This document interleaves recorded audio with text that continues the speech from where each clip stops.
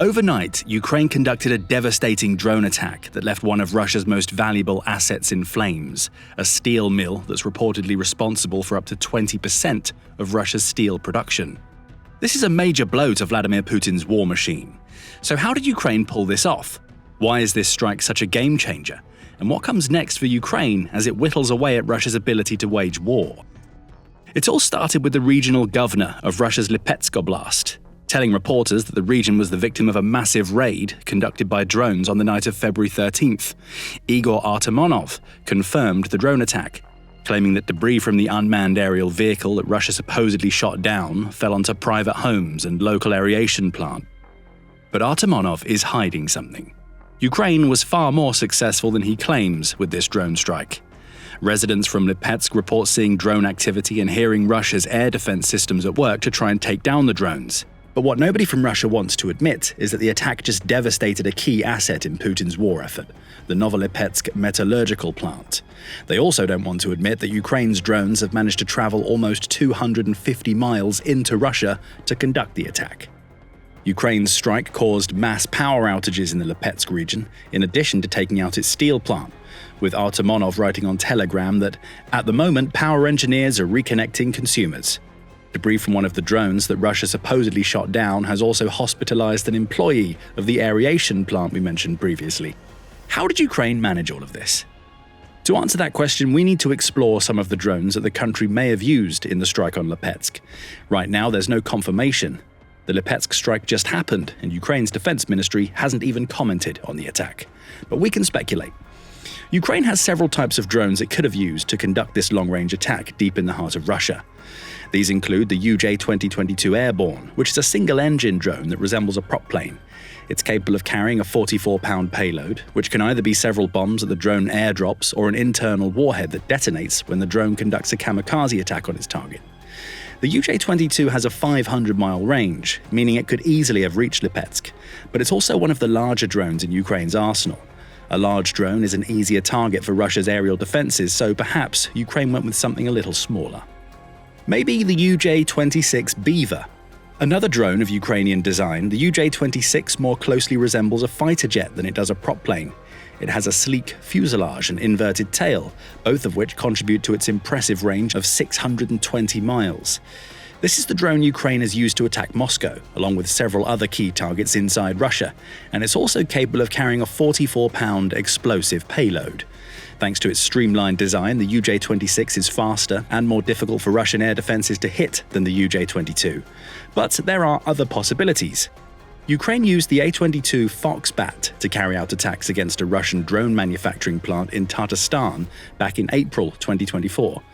That facility was a massive 807 miles into Russia's territory, meaning the A22, which looks like a weaponized light aircraft, is more than capable of traveling the 250 miles or so to Lipetsk. There's also the FP1, which can carry an 88-pound warhead that's made up of tetryl high explosive and around 33 pounds of steel balls surrounding the tetryl. When the drone explodes, the balls are sent flying, causing immense amounts of damage to anything they hit. Ukraine may have decided to use steel to fight against steel by using this powerful drone. The reality is we can't say for certain. Ukraine hasn't commented on the attack, and Russia is still trying to pick through the debris and put out the fires it caused. What we can tell you is that the attack has devastated one of the most important steel mills in Russia. The Kyiv Independent reports that Ukraine's wave of drones targeted Novolipetsk Steel, or NLMK, which is the company behind Russia's largest steel mill, and is responsible for around 20% of the country's entire steel production. Specifically, the Novolipetsk metallurgical plant Ukraine targeted in Lipetsk is one of the largest in NLMK's arsenal. It handles a staggering 80% of the company's steel production, making it a key asset not only for Putin, but for the oligarch who controls the mill, Vladimir Lisin. We'll come back to him in a moment. First, we need to dig deeper into why Ukraine targeted this specific plant. It wants to break the steel backbone of Russia. We get some hints at just how important the Novolipetsk metallurgical plant is from NLMK's own website. It tells us that the Novolipetsk plant is the core of NLMK Group's single international production chain, and that the company has assets in Russia, the European Union, and the United States. In 2021, it held a 99% share of the Russian market for transformer and dynamo steel. It also held 19% of Russia's pre-painted steel market, along with 31% of its cold-rolled steel and 21% of its hot-dip galvanizing steel markets. NLMK is a major player, whose products are used in everything from Russian construction to machine building and the creation of equipment used in Russia's energy industry. In short, it's a major steel producer that is entrenched in several of Russia's key sectors. Its involvement in the energy industry is key. The strike against the Novolipetsk metallurgical plant equates to a direct hit to that sector. How can Russia produce and sell its oil and gas products if it doesn't have the steel needed to build the machines used in those sectors? And it gets worse for Putin. What else could Russia's leader use steel for? Weapons. And those are the things that Putin is finding himself in increasingly short supply of as we enter 2025. The Center for European Policy Analysis, or CEPA, says as much in a January article where it brands 2025 as Russia's Year of Truth. Why? Well, because Russia's military-industrial complex is in the midst of a crisis as it faces growing costs, a lack of human resources, and the loss of the financial muscle needed to fuel the production of new weapons. Ukraine's attack on the Novolipetsk metallurgical plant feeds into that crisis. Less steel being produced means that Russia doesn't have the materials it needs to manufacture many of the weapons it uses to bombard Ukraine. The production problem is further compounded by the fact that Putin won't be able to rely on Russia's Soviet-era stockpiles to make up for Russia's manufacturing shortfall for much longer. CEPA says that most of these stockpiles will have already been exhausted by the end of 2024, especially given Putin's sustained push into Donetsk and his attempts to retake the territory Russia lost to Ukraine in the Kursk Oblast. Stockpiles of Soviet-era artillery, armored vehicles, and main battle tanks are all running low, meaning the loss of a key steel supply is devastating to Putin. Russia is already struggling to build new weapons to replace the stockpiles it's burning through, according to CEPA. Having less of a vital material needed to build those weapons, combined with an aging workforce and a deficit of over 400,000 workers and engineers as of the end of 2022, only means one thing: Russia's weapons are going to get weaker in 2025. CEPA argues that quality would fall off in 2025, even if Russia managed to sustain sufficient quantities. Ukraine's attack on the Novolipetsk metallurgical plant means that the quantity advantage has just slipped out of Putin's fingers. Russia can't even build low-quality weapons if one of the biggest steel manufacturers is dealing with its main mill being in flames. So Ukraine has struck a crucial blow to Putin's war effort with its Lipetsk drone strike. And it struck that blow in more ways than one. After all, it's not just weapons production that the loss of Novolipetsk metallurgical plant affects. Less steel being produced also means that Russia has less of the metal to sell.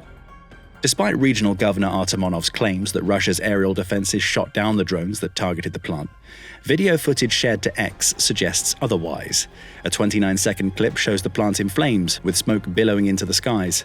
At around the 8-second mark, a massive explosion is heard, suggesting that another of Ukraine's drones got through Russia's aerial defenses and hit its mark. Any Russian who sees that video will see not just the NLMK factory going up in smoke, but the money being lost due to the plant's collapse. Steel and iron contribute around 5% of Russia's GDP, with Putin relying on steel sales to drive income that he uses to fund his special military operation in Ukraine. Those steel sales have already declined throughout the war. In 2023, Russia shipped 11 million tons less of the metal than it did in 2022, with revenues falling as a result. It made $186 billion from its steel exports in 2022, declining to $154 billion the year after. Russia had been able to offset these dramatic losses with an increase in domestic steel consumption. Construction and mechanical engineering companies were the main purchasers, with these industries being responsible for building infrastructure, railways, pipes, ships, and vehicles. The one thing all of those industries have in common is that they're vital to Putin's ability to apply pressure on Ukraine. Without solid infrastructure and railways, Russia's supply lines are compromised.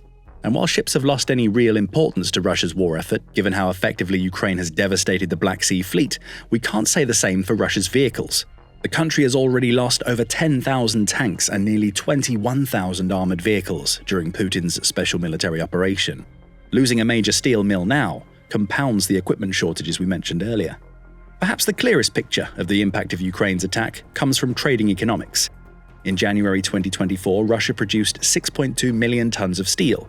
That rose to a peak of 6.6 million tons in March 2024, before going into freefall. By December of last year, Russia was producing just 5.7 million tons of steel per month. And now it's just lost at least a part of a steel mill that's responsible for 20% of its entire production. This is a devastating blow for Putin. However, it's not just Putin who's been affected by Ukraine's drone attack. You may remember that we previously mentioned that NLMK is run by a man named Vladimir Lisin. He's an oligarch, but he isn't just any oligarch. According to the Kyiv Independent, he was the third richest man in Russia back in 2023, making him one of the country's strongest financial power brokers. And he isn't going to be happy. Lisin has an interesting history when it comes to the Ukraine war. In March 2022, he was one of the few Russian oligarchs to come out against Putin to call for an immediate end to the special military operation. Writing in a letter that he sent to NLMK's staff, he said that the death of people in Ukraine is a tragedy that is hard to justify or explain, before he expressed hope that Putin would work toward finding a peaceful solution to the conflict he created. The letter was leaked, though an NLMK spokesperson refused to confirm its authenticity when quizzed by reporters. Perhaps it's this early opposition to Putin that is the reason why Lisin is one of the few Russian oligarchs who still hasn't been sanctioned by the European Union or the United States. Only Australia has slapped the oligarch with sanctions, preventing him from flying to the country. What's most worrying about all of this is that despite his supposed opposition to the Ukraine war, Lisin is still happy to do business with Putin.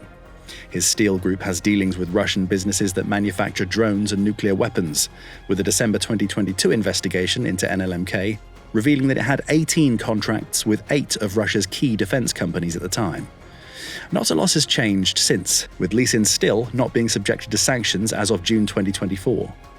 This information places Ukraine's Lipetsk drone strike in a whole new light. Ukraine, perhaps frustrated by the lack of sanctions placed against the owner of one of Russia's most vital steel mills, has taken matters into its own hands. Rather than wait for the US and European Union to sanction Lisin, they've attacked one of his steel mills so he can no longer enrich himself through his sales to Putin's defense manufacturers.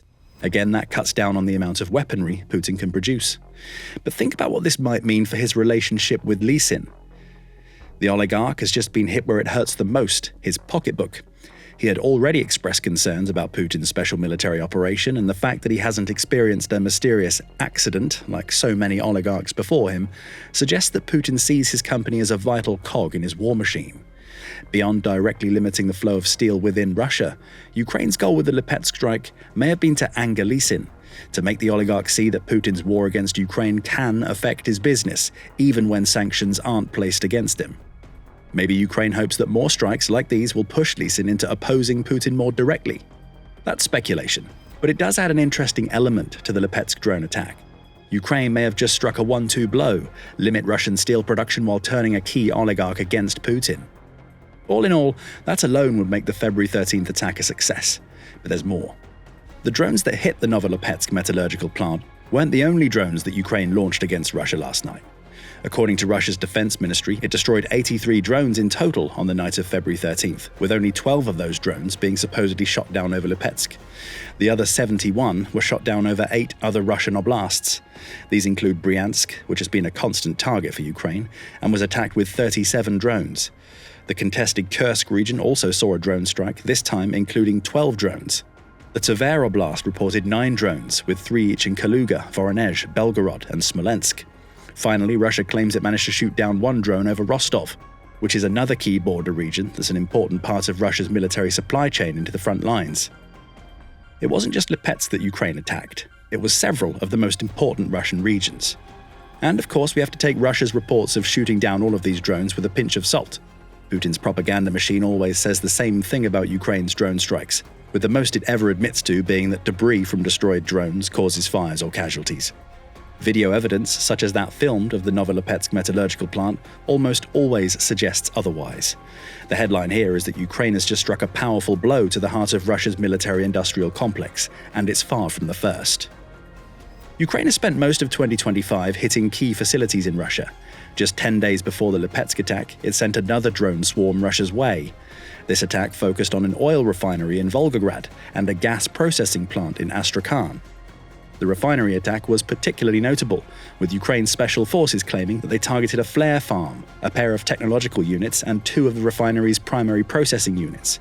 Just as with the steel mill attack, hitting these refineries damages Russia's ability to fuel and fund its war effort.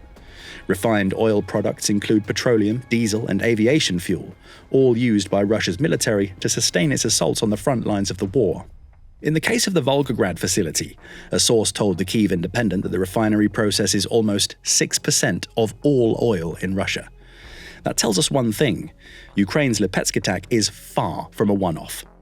It's part of a concerted strategy involving the use of drones to strike deep inside Russia, damaging everything from its manufacturing capabilities to its ability to keep fuel moving to its soldiers on the front lines.